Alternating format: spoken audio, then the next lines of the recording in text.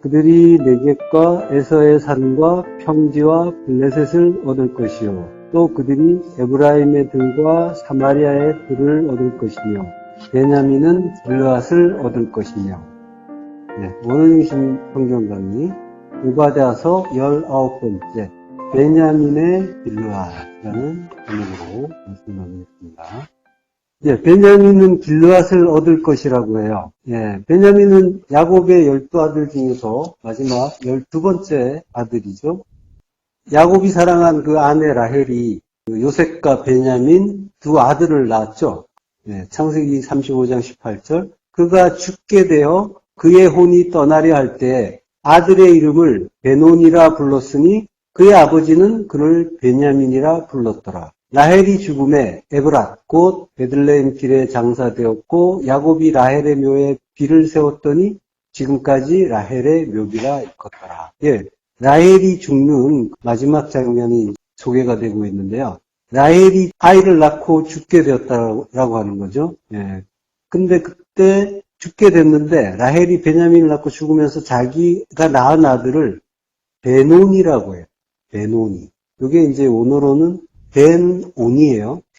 그러니까 벤은 아들이고 온이는 아윈이라는 글자예요. 원래는 이게 이제 모음이 변화가 있어서 이제 외 발음이 오 발음이 나게 되고 그리고 여기에 1인칭 소유격이 붙은 거예요. 그래서 이가 붙으면은 니은 발음이 이제 이 발음하고 붙어서 니가 된 거죠. 그래서 오니가 된 거예요.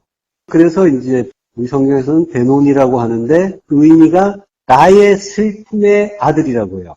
라헬이 자기가 죽게 됐으니까 아이를 낳고 죽는 그 어미의 심정이 굉장히 비통하겠죠. 슬프고 괴롭고. 그래서 베논이라고 했을 것 같은데 그렇지만은 그의 아버지는 베냐민이라고 불렀다라고 해요. 그의 아버지는 야곱이죠. 근데 20절에 야곱의 이름이 나오긴 해요. 근데 18절에서는 야곱의 이름이 나오지 않죠. 그리고 다만 아버지라고 한단 말이에요. 자, 요거는 굳이 야곱을 이름을 불러주지 않고 아버지라고 했다라는 거는 지금 하나님 아버지를 암시하는 표현이에요. 네, 이 구절은 이제 그러니까 단순히 라헬이 출산을 할 때 난산을 하고 죽으면서 아 내가 너를 낳다가 죽는다 슬프다 아가야 이런 느낌으로 그래서 너는 슬픔의 아들이다. 인간적인 슬픔에 이런 차원의 이야기로 보이죠. 겉으로는. 그렇지만은 표면적으로 그렇게 보이지만 그리고 실제로 그런 일이 있었을 거예요. 그렇지만 성경은 그 일을 통해서 복음을 설명하고 있는 거죠. 그가 죽게 되어 그의 혼이 떠나려 할 때라고 하잖아요. 여기에서 보면은 성경 원문은 조금 다르게 표현되어 있단 말이죠. 이게 하야, 야차, 네페시, 히무트라고 해요. 이게 네페시가 나오죠. 그러니까 네페시를 지금 그의 혼이라고 하는 거예요. 그의 혼이 야차, 떠나려 한다. 그리고 히무트예요. 히무트는 히가 왜냐면이잖아요. 그래서 왜냐하면 그가 죽었기 때문이다. 이렇게 돼 있어요. 근데 이제 그가 죽게 되어라고 이제 우리 성경에 나오고 있죠. 완료형이에요. 히무트. 그가 죽었다. 이렇게 하는 거예요. 그러니까 그의 네페시가 나오는데 그걸 혼이라고 했어요. 그래서 그의 혼이라고 했는데 우리는 이제 네페시를 혼이라고 읽지 말자고 했죠. 네페시를 이제 혼이라고 해석하는 거는 번역하는 거는 이제 동양사상적인 표현인 거예요. 루아흐가 아닌 거, 루아흐가 영이죠. 영이 아닌 존재를 네페시라고 하는 거예요. 성경에서는. 이게 어떤 다른 존재를 이야기하는 게 아니라 성경은 전부 내 안의 일을 이야기하는 거란 말이에요. 그러니까 내 안에서 네페시가 있고 루아흐가 있는 거예요. 근데 내가 성경을 하나님 말씀을 뜻을 알아먹으면은 루아흐인 거고 못 알아먹으면 네페시인 거예요. 자 그러면 의미가 쉽죠. 네페시가 떠나려 한다라고. 그러니까 진리를 깨달으면 루아흐, 영적인 존재가 되는 거고 진리를 모르면 하나님의 그 빛을 받지 못해서 진리를 알지 못하면 네페시, 육적인 존재인 거란 말이죠. 그거를 성경의 그 사전이나 이런 데서는 번역이나 이런 데서는 영혼이다, 생명이다 이런 말들도 쓰는데 전혀 영혼이나 생명과는 관계가 없어요. 네페시는 육적인 존재를 말한단 말이에요. 그리고 성령은 루아흐예요. 루아흐는 푸뉴마잖아요. 헬라어로. 그러니까 이 루아흐나 푸뉴마는 전부 진리의 말씀으로 치환해서 읽자고 했죠. 성령은 진리의 영이시란 말이죠. 그러니까 혼이 떠나고 영이 오시고 이런 차원의 이야기가 아니라 우리 안에서 진리를 아는 상태 또는 모르는 상태, 이걸 말하는 거란 말이에요. 네페시와 루아흐는 전부 내 안에서 일어나는 일인 거예요. 자, 성경은 그리스도와 나의 이야기라고 했어요. 성경이 그리스도와 나의 이야기라고 하는 거는 내가 예수 그리스도의 은혜로 구원받는 이야기를 성경이 들려주고 있다라고 하는 거예요. 네, 성경의 모든 이야기는 이 관점에서 보아야 하는 거예요. 그래서 그 속에서 내가 보이고 그리고 그 이야기가 나의 이야기가 되면은 그러면은 나는 성경에 농명된 게 되는 거죠. 예. 자, 근데 제가 이제 늘 말씀드리지만은 자주 말씀드리지만은 모든 게 말씀이라고 했잖아요. 그러니까 모든 게 말씀이라는 건 모든 게 성경이라는 거예요. 그러니까 우리의 일상도 역시 성경이라는 거예요. 하나님이 말씀하시고 계신 거란 말이에요. 말씀을 들려주시는데 우리가 알아듣느냐 못 알아듣느냐 그 차이가 있는 거예요. 알아들으면 루아흐인 상태이고 알아듣지 못하면 네페시인 상태이고. 예. 그러니까 그게 우리에게 주시는 그 말씀이 일상의 그 말씀이 복음으로 들리는지 그걸 확인해 보시란 말이에요. 일상 속에서. 그게 신앙생활이에요. 자, 나를 둘러싼 모든 것이 말씀으로 즉 하나님의 뜻, 진리로 읽혀질 때 그때 진짜 내가 성경에 농명된 자입니다. 모든 우리의 일상, 우리 인생 자체가 성경이란 말이에요. 자, 그러니까 우리가 성경을 공부하면서 배워야 하는 건 바로 이건 거예요. 우리가 성경을 공부하고 하나님의 뜻을 배우고 깨달아서 구원을 얻으려고 해요. 그런데 성경을 공부하는 목적을 많이 아는 것으로 잡는 이들이 있어요. 물론 하나님의 뜻을 하나라도 더 깨닫고 싶어하는 간절한 마음을 모르는 바가 아니에요. 잘 이해해요. 그렇지만은 이걸 놓칠 때가 있단 말이에요. 잠깐 까먹고 내가 이게 목적인 것처럼 마치 하나라도 더 이런 그 마음을 가질 때가 있단 말이에요. 그때 이제 잘 돌아보셔야 되는 거예요. 우리가 성경을 공부하는 목적은 많이 아는 것보다 이 한 가지를 바르게 분명하게 아는 거예요.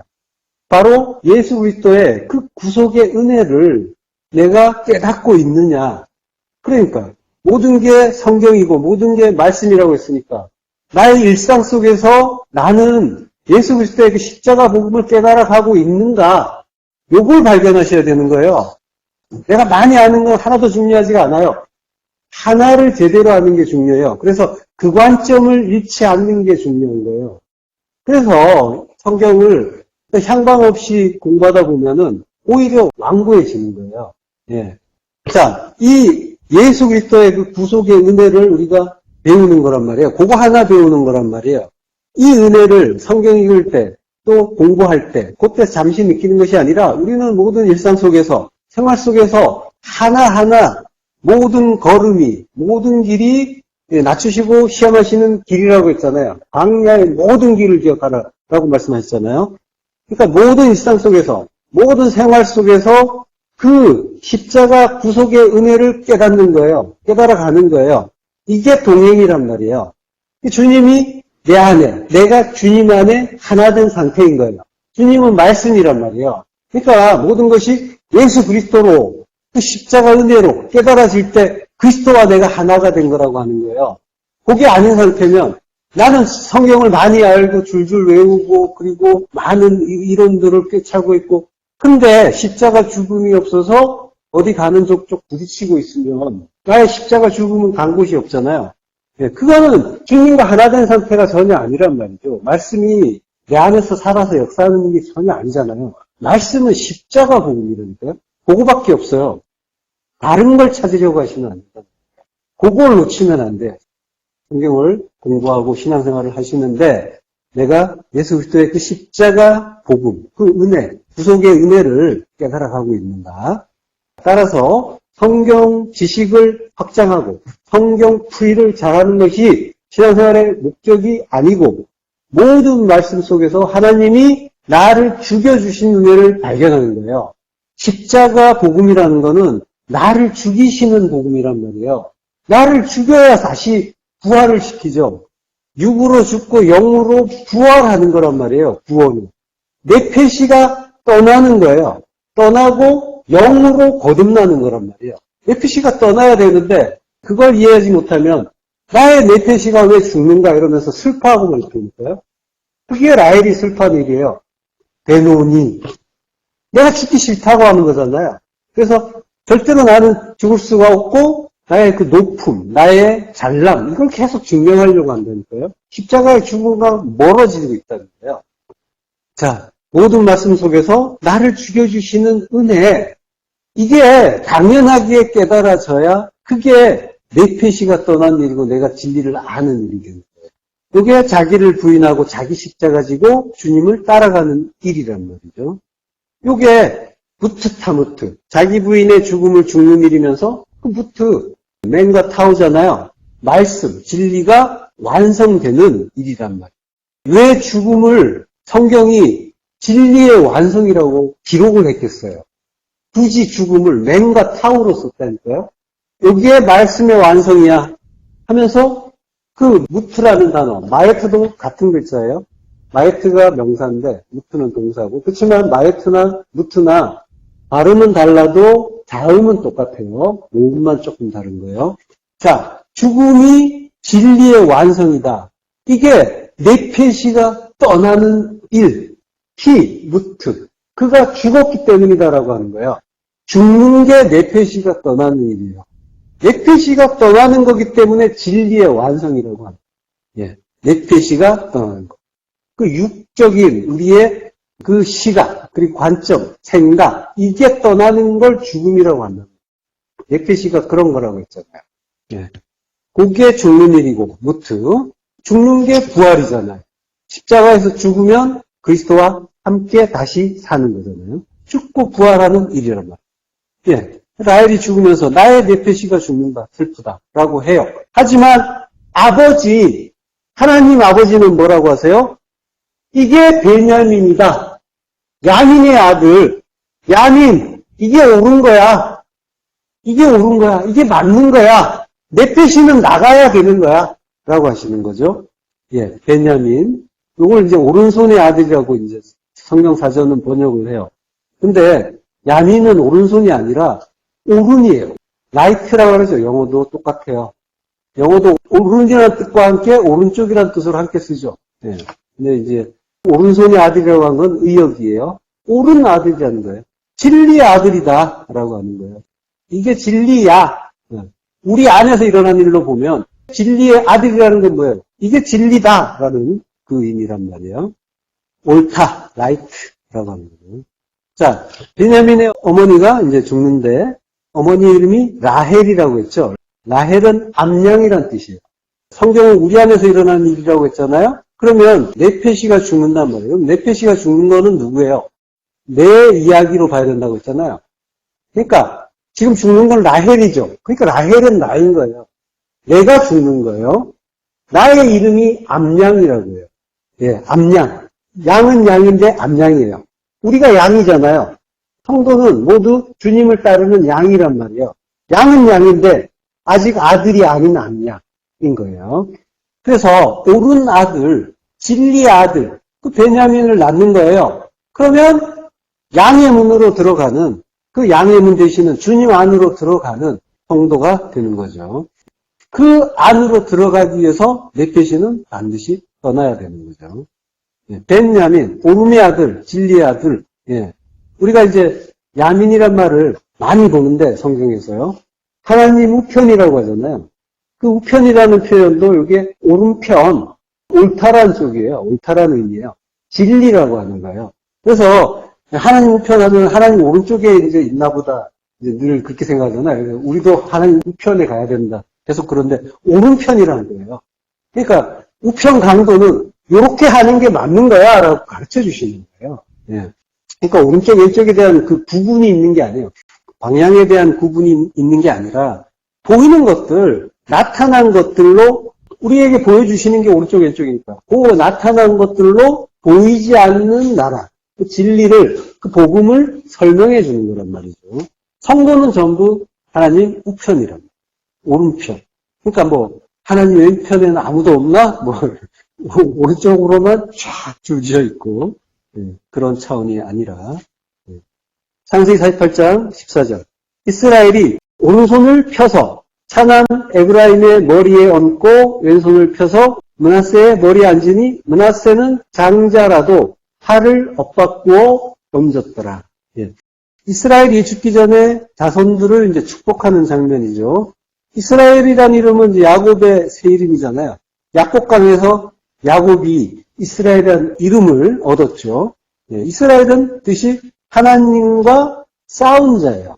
성경에서 하나님과 승리한 자라고 하는데 원래 뜻은 사라라는 말, 다투다라는 말과 하나님이란 말이 합쳐진 거예요. 그래서 하나님과 다툰 자예요. 그렇지만 하나님은 네가 하나님과 다퉜지만 이긴 자다라고 칭해 주시는 거예요. 그러니까 이스라엘이라는 이름 자체에 성도의 실존이 고스란히 담겨 있는 거죠. 우리 영적 이스라엘들도 하나님과 다투면서 여기까지 왔잖아요. 지금도 다투고 있고 하나님이 주신 말씀을 마음에 안 든다고 계속 스트레스 받고 있잖아요. 그게 다투는 거예요. 이거 마음에 안 들어요. 하나님 나한테 왜 이러세요? 그게 모세에게 불평하는 게 하나님을 비난하는 일이라고 하셨잖아요. 자, 일상에 주시는 그 하나님 말씀, 그 말씀을 수시로 그 마음에 그 율법으로 판단하면서 우리는 여기까지 왔단 말이죠. 그 희로애락의 감정으로 살아왔잖아요. 자, 그래서 야곱이 약곡강에서 이스라엘이 됐어요. 그렇지만 성경은 수시로 그를 야곱이라고 부르는 거예요. 우리하고 똑같은 거예요. 하나님께서 우리를 불러서 성도로 하나님의 자녀로 불러주셨는데 우리는 여전히 나로 사는 그 습성에서 벗어나지 못하고 야곱으로 돌아가고 있는 거죠. 이스라엘이라고 하는데 야곱이 되는 거죠. 수시로. 그 장면들이 많이 나오죠. 야곱이라고. 그 약곡강 이후에도 야곱이 많이 나와요. 그러니까 얘가 이스라엘이 아니라 도로 야곱이다 라고 하시는 거예요. 우리 이야기란 말이에요. 자, 그러니까 우리에게서 자랑할 게 뭐가 있겠어요? 자신할 게 없는 거예요. 내가 하나님 백성이다. 구원의 확신을 가졌다. 아무리 해봐야 우리는 수시로 우리 자신의 그 두 마음으로 떨어져 버린단 말이죠. 근데 그게 또 하나님의 뜻 가운데 있는 일이기도 해요. 알고 보면. 자, 어쨌든 그랬는데 이스라엘이 오른손을 폈다라고 해요. 이스라엘, 그 진리를 아는 자의 모습이다라고 하는 거예요. 오른쪽을 편 거예요. 손이란 말은 없어요. 오른손을 폈다. 실제로 이스라엘은 오른손을 폈겠죠. 그렇지만 성경은 야민이라고만 한단 말이에요. 야드라는 말을 안 써요. 이 손이 그 야드잖아요. 야드라는 말을 안 써요. 야민이라고만 해요. 그러니까 오른쪽을 폈다라고 하는 거예요. 굳이 손이라는 말을 쓰지 않은 건 그가 진리를 행했다라고 하는 거예요. 자, 오른손이라는 말이 자주 나오는데 그거는 번역을 그렇게 한 거예요. 실제 하나님의 뜻은 오른쪽이라고 하는 거예요. 차남 에브라임의 머리에 얹고 왼손을 펴서 므낫세 머리에 얹었어요. 그러니까 므낫세는 장자라도 팔을 엇바꾸어 얹었더라라고 써있죠. 여기에서 차남이라는 말은 차이르라고 해요. 차이르라는 말은 보잘것없는, 작은, 어린 이런 뜻이에요. 자, 시편 60편 22절. 그 작은 자가 천명을 이루겠고 그 약한 자가 강국을 이룰 것이라. 때가 되면 나 여호와가 속히 이루리라. 작은 자, 여기서 작은 자는 카탄이라고 해요. 카탄은 이제 작은, 어린, 하찮은, 중요치 않은 이런 뜻이에요. 천을 이룬대요. 엘레프를 이룬대요. 그리고 약한 자는 차이르고 약한 자가 강국을 이룬다고 하죠. 요거는 이제 고위, 민족이에요. 그리고 아춤, 강한 이란 뜻이에요. 그러니까 카탄이나 차이르는 전부 작은 것이죠. 작은 것, 하찮은 것, 보잘것없는 거예요. 겨자씨예요. 이 땅에서는 잘 보이지도 않는 것, 귀하게 쳐지지 않는 것, 그런 거예요. 천국이란 말이죠. 하나님 나라예요. 그리고 그 하나님 나라를 이루는 진리를 말하는 거예요. 그것들이 천은 하늘을 뜻해요. 열이 세제곱이죠. 그 셋이란 말이에요. 하늘이란 말이에요. 하늘을 이루고 그 강국을 이루는데 때가 되면 나 여호와가 속히 이룬다고 해요. 때는 에테예요. 요거는 70인역에서 카이로스의 역으로 쓰이는 단어예요. 카이로스의 때예요.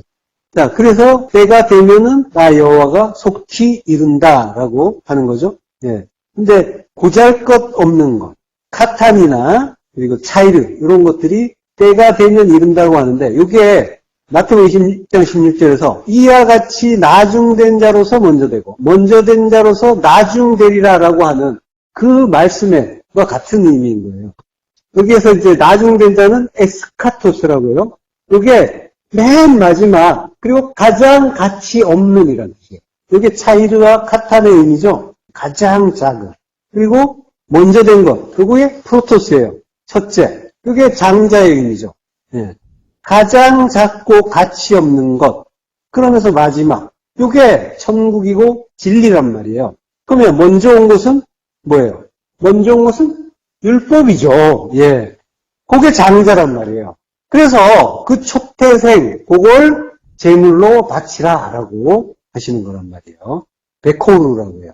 장자, 초태생. 민수기 3장 13절. 처음 태어난 자는 베코르예요. 장자죠. 다 내 것임은 내가 애굽 땅에서 그 처음 태어난 자, 계속 베코르예요. 다 죽이던 날에 이스라엘의 처음 태어난 자는 사람이나 짐승을 다 거룩하게 구별하였으니 그들은 내 것이 될 것입니다. 나는 여호와니라. 예. 그리고 신명기 15장 19절 내 소와 양의 처음 난 수컷은 구별하여 내 하나님 여호와께 드릴 것이니. 예, 베코르. 처음 난 것, 초태생이란 말이에요. 근데 이것들이 어떻게 돼요? 전부 나에게 달라, 내 것이라고 하는 이유는 뭐예요? 제물로 바치라는 거예요.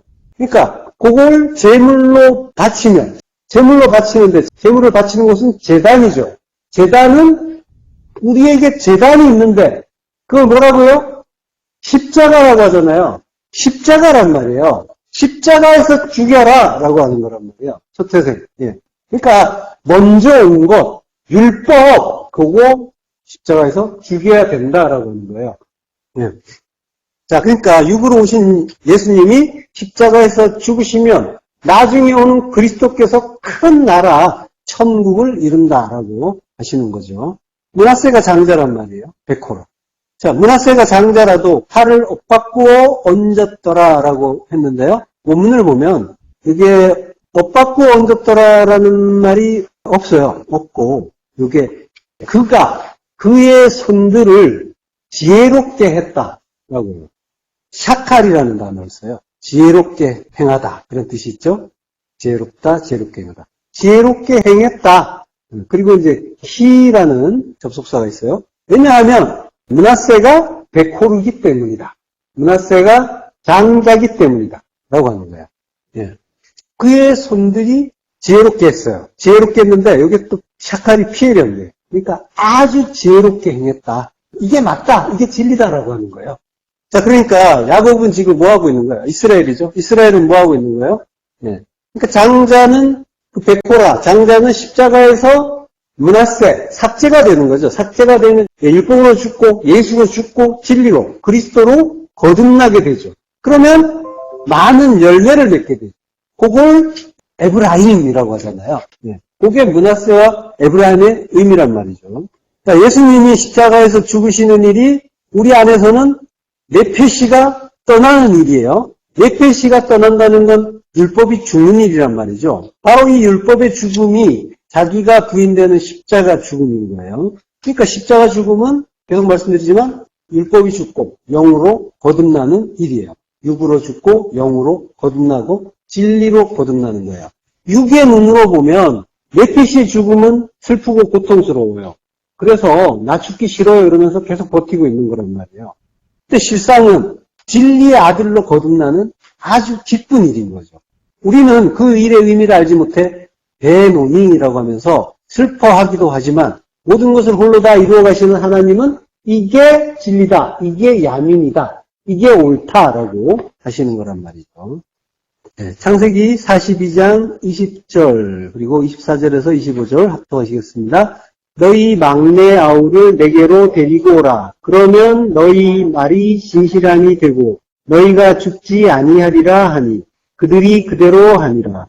요셉이 그들을 떠나가서 울고 다시 돌아와서 그들과 말하다가 그들 중에서 시므온을 끌어내어 그들의 눈앞에서 결박하고 명하여 곡물을 그 그릇에 채우게 하고 각 사람의 돈은 그의 자루에 도로 넣게 하고 또 길 양식을 그들에게 주게 하니 그대로 행하였더라.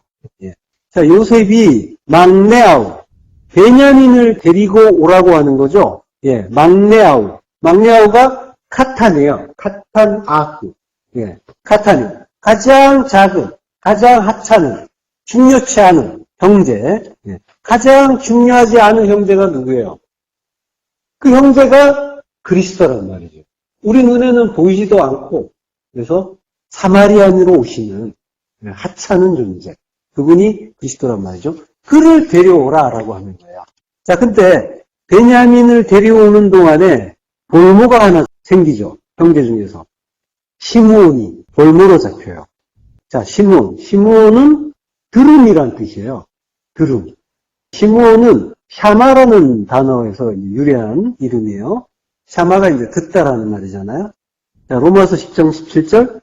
그러므로 믿음은 들음에서 나며 들음은 그리스도의 말씀으로 말미암았네. 예, 들음. 듣는다는 말이 아코죠. 여기에 이제 명사형이에요. 아코에라고 해요. 들음. 예. 근데 여기에 이제 소식, 소문 이런 뜻도 있고요. 귀라는 뜻도 있어요. 성경은 그러니까 들음을 귀라고 하는 거예요.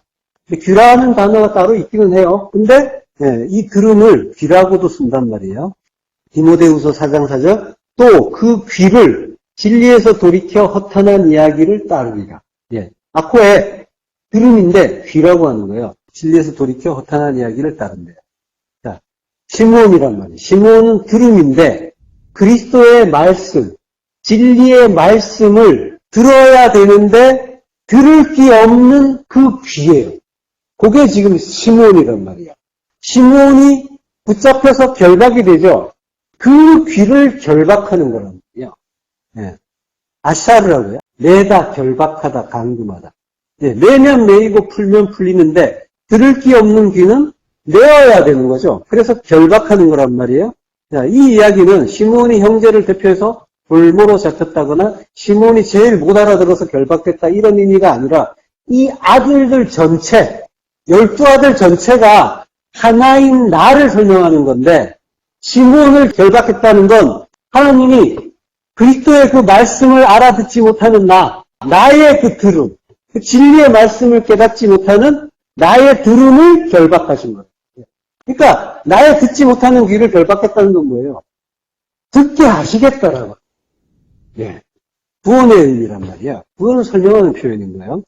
자, 근데 여기에 24절에 그들 중에서 시므온을 끌어내어 그들의 눈앞에서 결박하고 라고 하는데 원문을 보면 조금 달라요. 이게 직역을 하면 그들 중에서 시므온을 취했다. 그리고 그를 결박했다. 그들의 눈을 위하여 라고 해요. 그들의 눈을 위하여 그를 결박한다. 좀 전에 이야기한 제가 설명한 거. 이게 전부 하나라는 거. 예, 그 의미가 있는 거죠. 그를 결박했는데 나를 위해서 나의 들음을 결박했다라고 하는 거예요. 그들의 눈앞에서라고 하는데 그들의 눈을 위하여라고 해요. 눈이 뭐예요? 아인이잖아요. 성경에서 눈은 진리를 뜻한다는 거예요. 요한계시록 5장 6절 후반부 그에게 7뿔과 7눈이 있으니 이 눈들은 온 땅에 보내심을 받은 하나님의 7영이더라. 7영이란 말이에요. 7개의 눈이 있고 뿔이 있고 이런 이야기가 아니라 일곱이라는 건 히브리어로 셰바잖아요. 언약이라는 거예요. 언약 맹세. 언약의 눈, 구원의 눈인데 그 눈이 하나님의 7영, 즉 언약, 그 구원의 약속의 성령이다라고 하는 거예요. 그리고 성령은 진리의 말씀이라고 했잖아요. 구원을 주는 진리의 말씀이다라고 하는 거예요. 자, 그러니까 아인 자체가 진리란 말이에요. 근데 아인은 눈이면서 또 샘물이라는 뜻이 있죠. 예. 성경에 보면 눈물을 흘린다는 표현이 있죠. 예수님이 울었다, 눈물 흘렸다 이런 표현이 있죠. 그러니까 눈물을 흘린다는 건 샘에서 물이 나오는 걸 이야기하는 거예요. 샘에서 물이 나는 건 아이는 진리잖아요. 진리인데 진리의 물, 진리의 말씀을 주신다라고 하는 거예요. 그 의미로 이제 말씀하시는 거예요. 그러니까 예수님이 울었다는 거 그게 이제 인간들이 보기에 너무 불쌍하고 치근해서 그냥 울었다 그게 아니라 진리의 말씀을 주시는 그런 일이란 말이에요. 요셉도 조금 전에 보면 울었다고 하는 거죠. 같은 일인 거예요. 자, 하나님이 들을 귀 없는 그 귀, 진리를 알아듣지 못하는 나의 귀를 결박한 다음에 그 다음에 어떻게 해요? 지금 요셉이 하는 일은 하나님이 하는 일의 그 모형이란 말이에요. 그리고 그리스도의 모형이기도 하고요. 자, 시므온을 결박했어요. 그 귀를 결박한 다음에 어떻게 해요? 명하여 곡물을 그 그릇에 채우게 하는 거죠. 명한대요. 차와 명령하는 거예요. 이거는 이제 주로 하나님 명령할 때 쓰시는 단어예요. 차와. 이게 이제 미츠와라고 하면 차와의 램을 앞에 붙이면은 계명이 되는 거예요. 자, 그 명령을 하는데 그릇에 채우라고 하는 거예요. 곡식을 그릇에 채우면은 사실 얼마 못 담죠. 가지고 가기도 힘들어요. 출렁거려가지고. 곡식은 자루에 담아요. 근데 자루에는 돈을 담고 곡식은 그릇에 담으라고 해요. 굳이 그릇에. 이유가 있겠죠? 그릇이라는 말은 캐리라고 해요. 캐리가 물품, 용구, 용기 이런 뜻이야. 이게 성전의 기구, 기명을 이야기합니다. 그러니까 진리를 담는 그릇인 거예요. 제기 37장 24절 등잔대와 그 모든 기구는 순금 한 달란트로 만들었더라. 순금, 성령이죠. 성령은 진리의 말씀이죠. 그러니까 캐리는 성전에서 사용하는 기명인데 성전은 나잖아요. 그리고 켈리도 진리를 담는 그릇이니까 역시 진리가 담기는 나를 의미하는 거예요. 캐리에 곡식을 담는다라고 하는 거는 내 안에 곡식, 생명의 말씀을 채운다라고 하는 그런 의미인 거예요. 말려란 말이에요. 가득 채우는, 충만케 한다는 거예요. 성전된 내 안을 진리의 말씀으로 가득 채워서 충만케 한다라고 하는 거죠. 이 캐리라는 말은 칼라에서 나온 거예요. 칼라가 종결, 종말, 멸망, 그리고 완전이라는 뜻이에요. 완전한 멸망이에요. 예. 완전한 멸망은 어떻게 이루어져요? 십자가에서 이루어지죠. 그래서 예수님이 테텔레스타이 다 이루었다라고 하죠. 이게 히브리어로 넘어가면 칼라 계열의 단어가 됩니다. 텔레스타이가 이제 테레오라는 단어의 변형이란 말이죠. 자, 그러니까 십자가 죽음으로 그 완전한 멸망이 이루어지고 그러고 진리를 담는 그릇이 된다라고 하는 거죠. 이게 완성이에요. 그걸 타크리트라고 하는데 타크리트가 이제 켈리라는 단어 앞에 타우를 붙인 거예요. 그러니까 죽는 게 완성이다라고 하는 거예요. 십자가 죽음이 완성인 거예요. 성경은 계속 그 얘기하고 있잖아요. 자, 그걸 위해서 요셉이 명하여 그 그릇, 켈리의 곡물을 충만하게 채워주는 거란 말이에요. 곡물이 바르라고 해요. 알곡, 곡식이에요. 알곡이라는 게 뭐예요? 곡식의 씨죠. 먹을 수 있는 양식이라는 건 뭐예요? 전부 씨란 말이에요. 씨를 하는 거예요, 우리는. 씨로 사는 거란 말이에요. 씨는 그리스도죠. 네, 제라, 그리스도. 그러니까 그리스도, 그 진리의 말씀이 생명의 양식이다라고 하는 거예요. 네. 그 생명의 양식, 그 생명의 말씀을 가득 충만하게 우리 안에 채워주시는 거란 말이에요. 그렇게 들을 귀 없는 그 귀를 결박하고 생명의 양식을 가득 채워주시는데 그 들을 귀 없는 귀, 그 시므온, 그는 어떻게 풀려나요? 자, 창세기 42장 15절이에요. 너희는 이같이 하여 너희 진실함을 증명할 것이라. 바로의 생명으로 맹세하노니 너희 막내 아우가 여기 오지 아니하면 너희가 여기서 나가지 못하지. 못 나간대요. 오면 나간대요. 그 가탄 아흐가, 그 작고 무가치한 그 형제, 그리스도가 여기에 와야 된대요. 햄나라는 말인데 지금 여기, 지금 내 안에 와야 한다고 합니다. 내 안에 지금 와야 되는데 그게 아니면 너희는 여기서 못 나간다. 그러니까 지금 성전을 이루는 건 지금이에요. 지금 내 안에서 이루는 거지. 먼 훗날에 죽기 전에 어느 날에 막판 대역전 뭐 이런 거 노리면서 좀 천천히 이제 그런 말씀들 많이 뭐 농담이시겠지만 하는 경우들이 들었는데 어쨌든 지금이란 말이에요. 지금 아니면은 영원히 못 나간다는 또 말씀하십니다. 그러니까 내가 지금 천국이 뭔지 진리가 뭔지 알았어요. 그러면은 그가 하나님 백성이라면 그거 주세요라고 자기가 가진 모든 걸 팔지요. 근데 안 팔고 있다는 건 뭐예요? 관계 없을지도 모른다는 이야기인 거예요. 다 판다니까요. 그의 소유를 다 팔아서 그 천국 사는 거란 말이에요. 자, 마태복음 5장 26절. 진실로 내게 이르노니 내가 한 푼이라도 남김이 없이 다 갚기 전에는 결코 거기서 나오지 못하리라. 같은 말이죠. 가장 하찮은 것, 에스카토스, 카타니 에스카토스라고 했잖아요.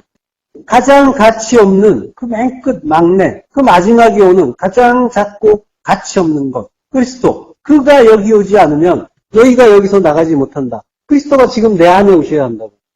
그가 오시지 않으면 결코 나가지 못한다. 그 옥에서 못 나간다. 라고 하는 거예요. 그러니까 바꿔서 이야기하면 그분이 오시지 않으면 영원한 지옥이다. 라고 하는 거죠. 자, 이 창세기에서도 너희가 여기서 나가지 못한다. 나간다는 말이 야차예요. 결코 못 나간다. 우메 엑셀코마이라고 해요. 신약에서는 헬라어로. 나가지 못한다. 결코 못 나간다는 거죠. 이게 이제 같은 표현인 거예요. 자, 나간다는 말이 야차인데, 이게 창세기 1장 12절에 나와요. 땅이 풀과 각기 종류대로 씨 맺는 채소와 각기 종류대로 씨 가진 열매 맺는 나무를 내니 하나님이 보시기에 좋았더라. 이게 지금 요셉이 하는 말과 같은 이야기예요. 요거 내야 땅에서 나간다라고 하는 거예요. 땅이 감옥이죠. 땅에서 나가는 거예요. 뭐가 와요? 씨가 오는 거죠. 땅에. 에레치에 씨가 와요. 씨가 오니까 씨 맺는, 씨 가진 그 열매, 채소, 나무들을 내보내는 거란 말이에요. 그게 나가는 거예요. 내가 나가는 거란 말이에요. 물론 내가 나가는 거지만 내가 나가는 게 아니에요. TP형이에요. 나가게 한다라고 해요. 땅이 풀과 각기 종류대로 씨 맺는 채소와 각기 종류대로 씨 가진 열매 맺는 나무를 내니 하나님이 보시기에 좋았더라. 열매 맺는 나무를 낸단 말이에요. 야차, 나가게 한다라고 하는 거예요. 17형이에요. 야차하게 하신다. 그게 보시기에 좋았더라. 이게 선이다라고 하는 거죠. 자, 히필형이라는 거는 하게 하시니까 하는 거란 말이야. 땅인 내가 내는 건데 사실은 내게 하시니까 나에게서 그것이 나오는 거예요. 그러니까 내가 땅이고 내가 내놓는 건데 그런데 나오는 것도 나예요. 근데 나오게 하시는 분이 나오게 하시면 내가 나오는 거란 말이에요. 자, 그러니까 히필형으로 우리 성경에 많이 쓰이죠. 그게 이제 어떤 성도의 성격처럼 보이는데, 존재의 성격처럼 보이는데, 이게 우리에게 직접적으로 주어지는 말씀이 아니라 하게 하라라고 하는 거잖아요. 그러니까 중간에 누가 있다라는 거예요. 하게 하라. 뭐 하게 하라. 우리가 누군가에게 제 뭐 좀 하게 하라라고 하면 중간에 그걸 전달하는 자가 있는 거죠. 하늘과 땅 사이 중간에 누가 있는 거란 말이에요. 그 하나님의 말씀을 가능하게 해주시는 분이 있는 거예요. 예, 예수 그리스도시죠. 땅 자체는 근본적으로 스스로 뭔가를 내놓고 할 수 있는 능력이 전혀 없단 말이죠. 중간에서 그 일을 해주시는 분, 예수 그리스도께서 땅인 내 안에 씨로 오시는 예수님이 그 일을 해주시는 거죠. 그래서 씨가 나라는 그 땅에 떨어져서 죽으면 그래서 많은 열매를 내는 거죠. 우리가 열매하면은 그런 말 많이 들었죠. 전도의 열매 이런 이야기를 많이 들었는데 성경에서 말한 열매는 전혀 전도의 열매하고 관련이 없어요. 내 안에서 성령의 열매가 풍성하게 열리는 거예요. 성령은 진리예요. 진리의 열매란 말이에요. 그러니까 성령의 열매는 진리의 열매고 하나님 나라라는 열매고 그걸 제대로 깨달아가고 있으면 그러면 이제 자동적으로 자연스럽게 전도의 열매도 맺히는 거죠. 전도 자체가 목적은 전혀 아니란 말이에요. 전도는 하나님이 나에게 하시는 일이에요. 그러니까 내가 지금 제대로 그 뜻을 깨닫고 있는가 그게 먼저예요. 제대로 깨달은 다음에나 그 십자가의 도를 전할 수가 있게 되는 거죠. 예, 갈라디아서 5장 22절 합독하시겠습니다. 오직 성령의 열매는 사랑과 희락과 화평과 오래 참음과 자비와 양성과 충성과 온유와 절제니 이 같은 것을 금지할 법이 없느니라. 예, 많이 들어보신 그런 구절이죠. 자, 이게 내 안에서 맺는 성령의 열매란 말이에요. 자, 이걸 다 설명하진 않을 거예요. 다 하려면 몇 시간 걸린단 말이에요. 그래서 몇 가지만 살펴보고 오늘 주제로 다시 넘어갈 거예요. 자, 성령의 열매라고 하는데 푸니마, 성령의 칼포스, 열매예요. 성령의 열매는 첫째, 아가페, 사랑이죠. 사랑, 아가페. 성령은 하나님의 영이시고 하나님은 사랑이시잖아요. 그러니까 사랑이신 하나님을 알게 되는 거죠. 진리의 영이시란 말이에요. 하나님이 어떤 분인지 알게 되면 사랑을 알게 되는 거죠. 그리고 그 사랑을 알 때 희락이라고 하죠. 카라, 기쁨, 즐거움이에요. 히브리어로 시므아라고 해요. 시므아라는 말은 항상 기뻐하라라고 하는데 이게 괴롭고 고통스러워도 불행한 일이 있어도 그걸 참고 기뻐하라 이런 뜻이 아니라 그 의미를 알고 기뻐하라는 거예요. 그리고 그 기뻐하라는 의미는 헬라어에서는 항상 히브리어로 돌아가서 확인을 해야 돼요. 그 히브리어에서 어떻게 말하고 있는지 신약과 그 구약을 잘 연결해서 확인을 해야 돼요. 하나만 봐서는 온전한 뜻이 잘 안 나와요. 헬라어 카라를 히브리어에서는 70인역에서 심화의 역어로 쓰여요. 역대하 23장 18절 후반부. 이들은 여호와께 번제를 드리며 자기들의 정한 규례대로 즐거이 부르고 노래하게 하였던 자들이었다. 느헤미야 12장 43절. 이날에 무리가 큰 제사를 드리고 심히 즐거워하였으니 이는 하나님이 크게 즐거워하게 하였습니다. 부녀와 어린아이도 즐거워하였으므로 예루살렘이 즐거워하는 소리가 멀리 들렸네요.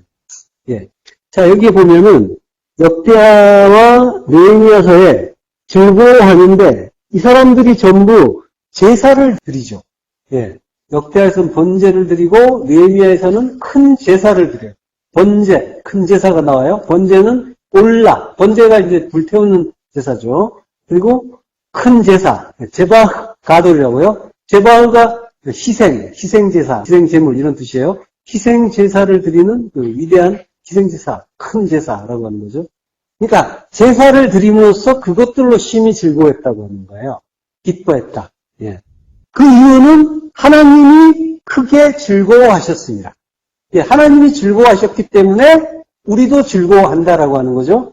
하나님이 시므아 가돌, 큰 기쁨으로 기뻐하셨기 때문에 예루살렘 사람들이 다 즐거워했다. 그 소리가 멀리까지 들렸다. 멀리, 라호크라고 해요. 이게 거리만이 아니라 시간까지 표현하는 그런 단어예요. 시공간을 모두 표현한 단어예요. 성경에서 이제 보면은 태초라는 뜻으로도 많이 나와요. 그러니까 하나님이 기뻐하시고 우리를 즐거워하게 하는 그 이유가 번제와 그 큰 제사란 말이에요. 이게 전부 뭐예요? 번제, 제사는 전부 주님의 십자가를 말하는 거죠. 아까도 얘기했지만 제단은 십자가란 말이에요. 그러니까 당신의 아들이 죽는 십자가 제사를 하나님이 기쁘게 연락하시고 우리에게도 기뻐하게 하셨다는 거예요. 그 기쁨이 태초부터 영원까지 이어진다라고 하는 거예요.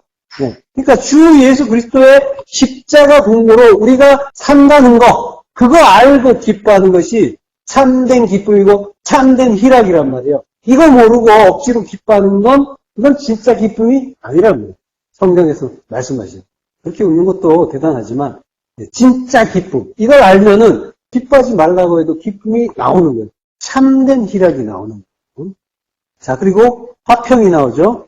에이레네라고 합니다. 이건 이제 히브리어로 샬롬이라고 하죠. 이사야서 32장 17절 전반부. 공의의 열매는 화평이요라고요. 공의는 체다카라고 해요. 의로움, 공의. 그게 이제 헬라어로는 비카이오시네라고 하죠. 그 체다카의 열매는 화평이다라고 해요. 화평, 샬롬. 자, 예수님이 의에 대해서 뭐라고 하셨어요? 요한복음 16장 10절. 의에 대하여라 함은 내가 아버지께로 가니 너희가 다시 나를 보지 못하니요 라고 하시죠. 그러니까 주님이 아버지께로 가고 다시 보지 못하는 것이 의라고 하시는 거죠. 본다라는 말은 데오레오예요. 이거는 이제 주의 깊게 보는 건데 감각으로 보는 거예요. 자, 그러니까 우리가 그렇게 육으로 예수님을 다시 못 보는 것이 의다라고 하는 거죠. 근데 다시 못 보는 이유가 아버지께로 가기 때문이다라고 예수님이 말씀하셔요. 그러니까 아버지께로 간다는 건 뭐예요? 그럼 하늘로 돌아가신다는 이야기인가요? 그래서 다시 못 보나요? 그럼 우리는 만나기가 어려운 건가요? 하나님 계신 곳으로 멀리 가셨으니까. 그런 느낌이 들 수도 있잖아요. 자, 아버지께로 간다고 했단 말이에요. 히브리어로 아버지는 아부죠. 아부를 파자하면 알레프 바이트죠. 알레프 바이트를 의미는 하나님의 집, 성전이에요. 근데 성전은 어디라고 했어요? 우리 아니잖아요. 그러니까 예수님이 주님이 죽고 부활하시고 주요 그리스도가 되시면 성전된 우리 안에 오시는 거란 말이죠. 그걸 아버지께로 간다라고 하시는 거예요. 근데 이게 언약이잖아요. 하나님의 언약은 바로 이것이잖아요. 이 언약을 신실하게 지켜주고 계시잖아요. 그걸 의라고 한단 말이에요. 언약을 지켜주시는 것. 서로가 서로에게 언약한 것을 신실하게 지키는 걸 의라고 한단 말이에요. 그 의를 지금 주님이 우리 안에 오심으로써 지켜주시잖아요. 이게 의야 라고 이제 하시는 거예요. 체다카야, 디카요, 시네야 라고 하시는 거예요. 그래서 주님이 내가 아버지 안에 아버지가 내 안에 라고 말씀하셨잖아요. 이 말씀은 바로 이 뜻이란 말이에요. 주님이 우리 안에 우리가 주님 안에 라고 하는 거예요. 그러면 이제 내가 너로 더불어 먹고 너는 나로 더불어 먹는다라고 하는 그 일이 이루어집니다. 주님의 양식은 그거잖아요. 깨닫는 자가 그 주님의 양식이고 우리는 주님의 말씀이 양식이고 그래서 주님과 더불어서 우리가 먹는 게 돼요. 11조를 내놓고 그 이스라엘 백성들이 그걸 먹었단 말이에요. 11조를 내는 게 아니라 그 사람들이 가지고 와갖고 즐겁게 먹었단 말이에요. 하나님과 더불어 먹는 걸 이야기하는 거예요. 11조. 그 진리를 더불어 먹는 거. 자, 너희가 이걸 깨달아 알라라고 하시는 거죠. 이게 깨달아서 알면은 이제 들을 귀 있는 그 귀가 되는 거죠. 이 의의 열매를 평안이라고 합니다. 평안이라고 하는 거예요. 자, 주님이 내 안에 오시면 나는 더 이상 내 나라가 아니라 하나님 나라가 되는 거죠. 주님이 내 안에 오시면 나는 이제 그리스도와 함께 십자가에서 못 박혀 죽고 그리스도와 하나가 되고 그러면 주님이 통치하시는 하나님 나라가 되잖아요. 나의 판단, 나의 율법이 삭제가 되고 모든 것을 주님의 뜻, 십자가 복음으로 깨닫는 걸 주님의 통치라고 하고 그걸 하나님 나라라고 하죠. 그걸 샬롬, 평강, 화평이라고 합니다. 화평케 하는 자는 복이 있다라고 하죠. 에이레네 포이오스라고 해요. 화평을 만드는 자, 화평케 하는 자. 그래서 이제 요걸 영어로 하면 이제 피스메이커 이렇게 이제 하기도 하는데 화평케 하는 자는 보통 이제 영어의 의미, 그 중재자, 사람들 사이를 중재해서 평화를 만드는 자 그런 의미로 이제 우리가 이해하지만 성경에서 말하는 그 화평케 하는 자는 십자가 복음을 잘 전해서 잘 죽게 하는 자 그를 말하는 거예요. 그가 하나님 아들이라 일컬음을 받는다. 1차적으로 예수님이시고 주님이 화평케 하시는 자고 우리가 이제 그 진리를 알아서 그걸 하게 되면 십자가 복음을 잘 전해서 그를 평강케 하면 그가 화평케 하는 자고 그가 베냐민이 되고 진리의 아들, 하나님의 아들, 진리의 아들이 되는 거예요. 그가 진리의 말씀이란 말이에요. 베냐민이 카탄, 그 에스카토스란 말이에요. 그 가장 작고 보잘것없는 형제예요. 지금 여기 나라는 땅에 카탄, 에스카토스, 그 가장 작고 보잘것없는 형제 그리스도께서 오셔야 우리가 이제 땅 위에서 옥에서 나올 수 있게 되는 거죠. 그래서 땅에서 못 나오면 옥에 갇힌 게 되는 거란 말이에요. 그래서 내 안에서 진리가 나와야 되는 거예요. 나오게 하시는 거죠. 입주령이라고 했어요. 그러니까 땅이 우리 안에 씨로 오시면 내가 야차 나오게 하시는 분에 의해서 씨 가진 열매 맺는 나무로 나올 수 있게 되는 거죠. 그 나무, 십자가로 매달려서 나오는 거예요. 십자가로 나오는 거란 말이에요. 그걸 구원이라고 하고 그 구원의 모든 일을 그리스도께서 이루어 주시는 거죠. 그 진리 아들, 베냐민이 오시면 진리가 오면 그래서 그 진리를 알아듣게 되면 들을 게 없는 그 시므온, 들을 게 없던 그 시므온, 내가 풀려나는 것. 마태복음 16장 16절. 시몬 베드로가 대답하여 이르되 주는 그리스도시요 살아계신 하나님의 아들이시나이다. 알아들었죠? 시몬 베드로란 말이에요. 시몬이 풀려나서 베드로가 됐단 말이에요. 베드로, 페트로스, 물을 내는 반석, 주는 그리스도시요 살아계신 하나님의 아들입니다. 이게 진리잖아요. 주가 그리스도시란 말이에요. 근데 우리가 이걸 아는 능력이 있나요? 나오게 해주시는 분에 의해서 이 진리가 나온 거죠. 이거 알게 하신 건 네가 아니라 하나님 아버지시다라고 예수님이 말씀해 주시잖아요. 모든 게 은혜인 거예요. 그래서 진리를 아는 자는 더욱더 자랑할 것이 없고 더욱더 고개를 숙이는 거예요. 자, 베냐민은 길르앗을 얻을 것이다 라고 해요. 베냐민의 의미는 이해가 되셨죠? 그 진리의 아들, 진리가 길르앗을 얻는다고 해요.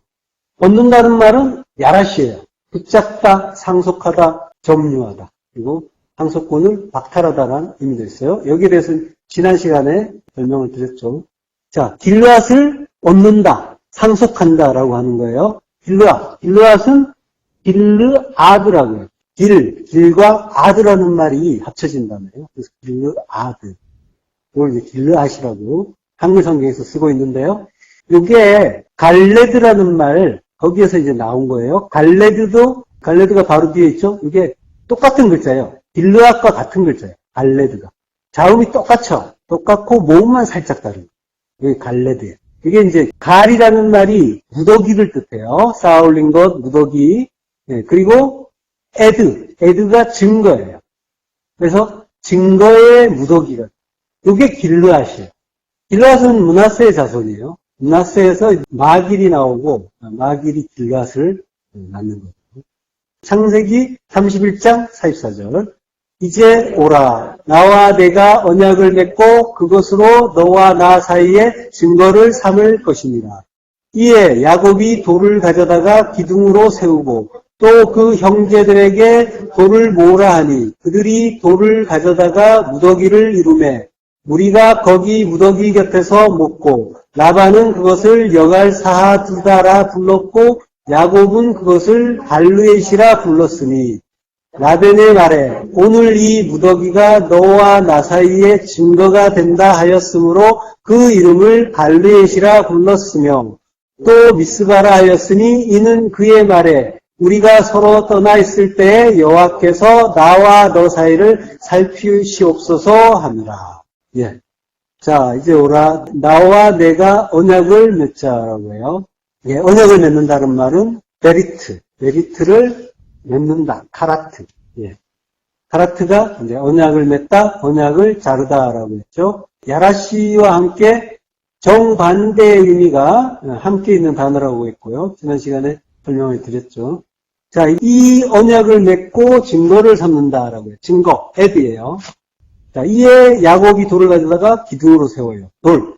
에벤을 가져다가 기둥, 마체바를 세워요. 마체바. 예. 에벤은 하나님의 아들이죠? 하자하면 하나님의 아들. 그 말씀으로 마체바, 기둥을 세워요. 기둥은 십자가죠? 예, 십자가를 삼는다. 세운다라는 말이 룸이에요. 십자가로 세우는 거예요. 돌, 에덴, 하나님의 아들을 십자가로 세웠다. 예, 요게 언약이다라고 하는 거죠. 요게 언약을 맺고 증거를 삼는 일인 거예요. 예. 자, 그리고 또 그 형제들에게 돌을 모아요. 그리고 돌을 가져다가 무더기를 이뤄요. 갈이죠. 예. 그래서 그걸 여갈사하두다라고 불러요. 여갈사하두다. 야곱은 갈리엣이라고 해요. 요게 서로 다른 단어가 아니라 같은 말이에요. 같은 말인데 여갈사하두다는 아람어예요. 이것도 역시 증거의 돌무더기라는 의미고요. 갈리엣 역시 돌무더기, 증거의 돌무더기가 되는 거죠. 그 라반이 아람 사람이잖아요. 마딴 아람으로 야곱이 갔잖아요. 이게 아람이에요. 아람에 살고 있었어요. 그래서 아람 사람이고 아람어를 쓴 거예요. 그래서 여갈사하두다라는 말이 나왔고요. 성경에서 처음으로 나온 아람어예요. 이게. 자, 어쨌든 발음은 달라도 서로 같은 말이고요. 그리고 갈레드나 길르앗이나 역시 이것도 다 같은 말이에요. 의미도 같고 단어도 같아요. 증거의 돌무더기요. 자, 그리고 제가 그림을 하나 넣어놨죠. 길르앗이 이 지역에 있는 거예요. 위에 아람이 있죠. 그 아람 쪽에서 야곱이 생활하다가 라반을 떠나서 달아나는데 쫓아온 거예요. 쫓아와서 길르앗까지 와서 이들이 서로 이제 언약을 맺는 장면이죠. 그리고 여기에서 이제 야곱이 더 나아가면 야복강을 만나죠. 거기에서 마하나임도 보고 브니엘도 하나님의 얼굴을 봤다 그래서 브니엘이라는 이름이 생기고요. 그러니까 길르앗 지역이 위로는 야르묵강이 있고 아래로는 그 야복강이 있는 거예요. 그리고 서쪽으로는 요단강이 있는 거예요. 거기에 있는 땅이 이제 길르앗이에요. 그리고 이제 동쪽으로는 암몬에 가까이 있고 길르앗이 이제 이쯤이라는 거 알아두시고요. 자, 그 길르앗을 또 미스바라 했대요. 미스바는 망대란 뜻이에요. 망대는 마태도 십자가라고 했잖아요. 예, 십자가. 길르앗이 십자가가 됩니다. 같은 의미죠, 계속. 예, 그 의미를 우리가 찾고 있죠. 예, 여호수아서 8장 29절. 그가 또 아이 왕을 저녁 때까지 나무에 달았다가 해질 때에 명령하여 그의 시체를 나무에서 내려 그 성문 어귀에 던지고 그 위에 돌로 큰 무더기를 쌓았더니 그것이 오늘까지 있더라. 예, 돌로 큰 무더기를 쌓았다. 길르앗이에요. 예, 아이 왕이 저녁 때까지 나무에 달렸다가 돌무덤에 묻혀요. 자, 이런 사람 하나 있었죠. 저녁 때까지 나무에 달렸다가 돌무덤에 들어간 그분. 예, 유대인의 왕이라는 그 표식을 달고 나무에 달렸다가 죽고 돌무덤에 묻힌 그 예수님과 같은 장면이란 말이에요. 아이 왕. 예. 자, 아이 왕은 그러니까 예수님의 모형이면서 또 성도의 모형인 거죠. 모두가 십자가에서 죽어야 할, 그래서 죽는 율법의 왕인 거란 말이에요. 아이라는 말 자체도 폐허란 뜻이에요. 네. 폐허, 무더기. 그러니까 무너져야 할 옛 성전인 그 왕, 내가 나무에 달려서 죽고 그 시체 위에 돌 무더기가 쌓이는 그 일이 여호수아에서 보여지는 거죠. 미리 예표로. 예, 그 위에 돌로 큰 무더기를 쌓았대요. 큰 무더기는 여기에 가돌이라는 말이 나와요. 그러니까 위대한, 큰 이란 뜻이에요. 큰 에덴, 돌에 갈 무더기, 무더기를 쿰 쌓았다라고 합니다. 쿰은 이제 쌓았다라는 뜻도 되지만 이제 세웠다는 뜻이잖아요. 서다. 예. 서다인데 이제 히필형이니까 서게 했다. 그러니까 쿰이라는 거는 십자가로 세우는 걸 이야기한단 말이에요. 십자가로 우뚝 선다라고 하는 거예요. 자, 그러니까 주님의 그 십자가 죽음이 계속 드러나고 있는 거예요. 그러니까 우리는 계속 성경에서 그 십자가 은혜를 발견하고 있는 거예요. 자, 그것이 오늘까지 있더라. 있더라는 말도 쿰이에요. 네, 섰더라. 섰더라는 말 두 번 나온 게 아니라 요 오늘까지 다음에 그 앞에 나온 쿰에 연결되는 거예요. 오늘까지 섰더라. 그러니까 돌무더기가 아직까지 서 있다라고 하는 거죠. 예, 돌무더기는 십자가예요. 그러니까 그 이적이 아직까지 남아있다, 이런 의미도 그 당시에 뭐 그 시점에서는 될 수도 있겠지만 성경이 그 이야기를 하는 게 아니란 말이에요. 역사 속 모든 성도에게 주시는 말씀이란 말이에요. 그러니까 지금 성경을 읽는 독자에게 주시는 말씀이죠. 그러니까 진리를 깨닫는 독자, 내 안에 그 돌 무더기, 그 십자가가 섰다라고 하는 거예요. 지금 서 있다라고 하는 거예요. 십자가가 서지 않는 자에게는 오늘까지 없더라가 되는 거고, 그리고 오늘 서지 않았다가 되는 거지만, 이 진리를 알고 십자가로 죽는 성도에게는 아직도 서 있다라고 하는 거예요. 오늘까지. 예, 오늘까지란 말은 아드 하용이에요. 하용. 그 날이죠. 심판의 날이에요. 아드, 어디까지. 그리고 하용, 심판의 날. 용은 빛이잖아요. 예, 빛을 날이라고 하자라고 했잖아요. 그러니까 진리의 빛을 받는 자가 심판의 날을 받는 거란 말이에요. 하용. 죽을 수 있게 되는 거예요. 예. 그에게 증거의 돌 무더기, 길르앗, 십자가가 있더라라고 하는 거죠. 진리를 받은 자란 말이에요. 심판받는 자는 진리 받은 자인 거예요. 자, 그러니까 베냐민이 길르앗을 얻는다라고 하는 건 뭐예요?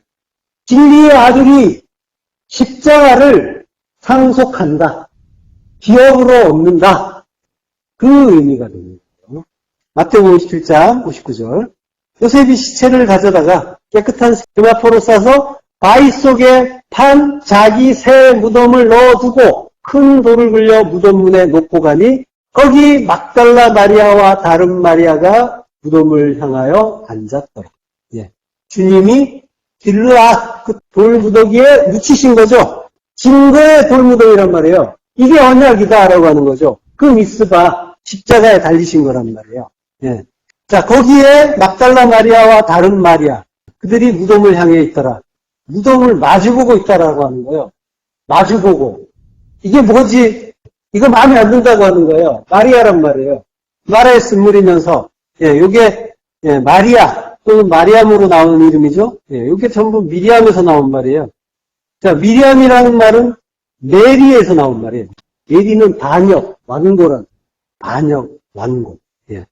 또 메리라는 말은 반역하다라는 뜻의 마라에서 그러니까 반역하는 자야. 우리가 하나님 나라의 반역자잖아요. 그래서 십자가형을 받는 자란 말이에요. 예. 반역하고 완고한 자인데 또 마라라는 글자가 마라의 쓴물의 그 마라와 글자가 똑같아요. 예. 그래서 쓴물을 단물이 아닌 쓴물이란 말이에요. 그 마리아가 예. 같은 글자예요. 그가 그 마리아 나란 말이에요. 내가 하나님의 대적해서 맞은편에 앉아 있는 거야. 무덤 앞에 이게 아페만티라고요. 맞은편에 반대에서 앉아 있다는 거예요. 대적하고 있는 상태예요. 거기에 앉아 있다. 카데마이. 자, 마태복음 4장 16절. 그간에 앉은 백성이 큰 빛을 보았고 사망의 땅과 그늘에 앉은 자들에게 빛이 비추었도다 하였느니라. 예. 지금 이 십자가를 보면서 이게 뭐지 하면서 나 이거 싫어하면서 적대하면서 대적하면서 앉아있는 우리 마리아들이란 말이에요. 그간에 앉아있는 거예요. 진리가 뭔지 모르니까 빛을 받지 못한 상태. 그간에 앉은 우리에게 그 십자가 진리를 비춰주시는 거란 말이에요. 하나님의 전적인 은혜로. 불 기둥이 비치잖아요. 십자가란 말이에요. 그 돌 무덤이 십자가란 말이에요. 그 무덤에 마주 앉은 자에게 카데마에 마주 앉은 자에게 그 빛이 비치는 거예요. 그래서 우리 마리아가 사는 거예요. 대적자고 쓴물이었던 우리가 그 십자가라는 그 빛이 비추면서 우리가 살아나는 거예요. 흑암에 앉은 우리 마리아들에게 주님께서 십자가에서 죽고 영으로 부활해서 우리 안에 그 빛의 아들, 진리의 아들 베냐민으로 오시면 우리는 길르앗 그 십자가를 차지하고 상속받고 그래서 그리스도와 함께 죽는 자가 되고 그래서 에스카토스 코드란테스 마지막 그 네 번째 사랑 하나님의 그 사랑 우리에게 주시는 모든 것이 사랑임을 깨달아 홀이라도 남김없이 다 갖고 옥에서 나올 수가 있고 그리고 하나님의 그 사랑만 아는 성전 아버지가 되어서 주님이 내 안에 내가 주님 안에 하나가 되는 하나님 나라로 다시 살게 되는 거죠. 자, 그 길르앗을 기업으로 상속받는 그 베냐민 진리의 아들 되시기를 축원합니다. 기도하겠습니다. 하나님 은혜를 감사합니다. 우리 완고한 반역의 쓴물이었던 우리 마리아들을 베냐민으로 우리 안에 오시기 위해서 그 돌무더기 그 길르앗에 묻히시고 십자가의 수목을 감당하시는 감사합니다. 그 길르앗을 우리가 잘 상속받아 우리 또한 그리스도와 함께 십자가에 달리기를 간절히 소망합니다. 그리하여 하나님이 기뻐하는 그 베냐민이 될 수 있도록 하나님 은혜를 더하여 예수 그리스도 이름으로 아멘.